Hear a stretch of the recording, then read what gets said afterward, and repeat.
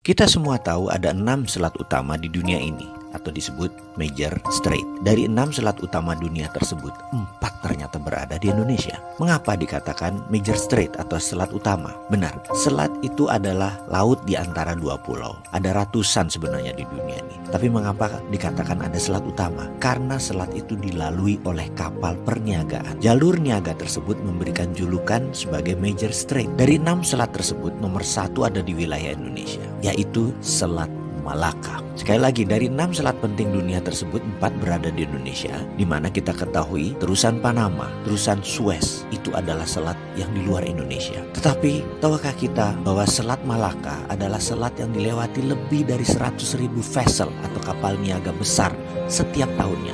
Dan selat ini merupakan selat terbanyak dilintasi kapal, sehingga dikatakan sebagai selat nomor 1 di dunia. Kita perhatikan negara di utara Indonesia, ada Jepang, Hong Kong, Taiwan, Korea Selatan, Cina, di mana semuanya adalah negara produsen besar di dunia.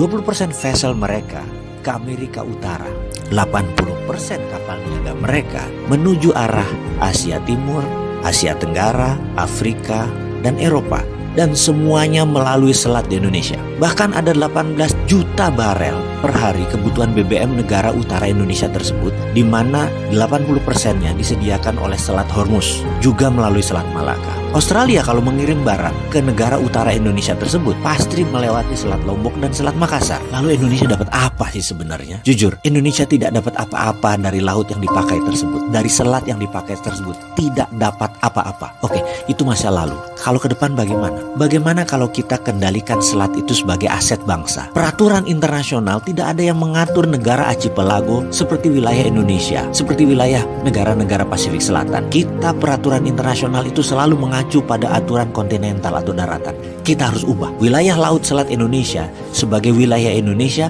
dan Indonesia memutuskan misalnya menutup laut tersebut. Apa yang terjadi? Dunia bisa geger. Australia lewat Papua Nugini kalau mau kirim barang ke utara. 4 negara utara Indonesia, Cina, Jepang, Korea, Taiwan, muter lewat Papua Nugini. Tidak usah pakai Selat Malaka, nggak bisa masuk lewat Natuna. Atau kalau mau ya melipir lewat sisi Thailand dan melipir lewat sisi Malaysia di Selat Malakanya. Pokoknya kalau mau melewati wilayah Indonesia, bayar asuransi senilai 1% dari nilai barang. Kita tahu barang yang lewat tersebut ada lebih dari 2 triliun dolar atau 2.000 billion. Jadi kalau itu kita asuransikan atau kita pajakin versi kita dengan nama asuransi, kita mendapatkan lebih dari 250 triliun per tahun. Dan ini untuk devisa negara. Akankah negara adik kuasa seperti Cina dan Amerika marah besar? Pasti. Beranikah kita melawan dan mempertahankan hak kita? Harus berani. Itu namanya revolusi.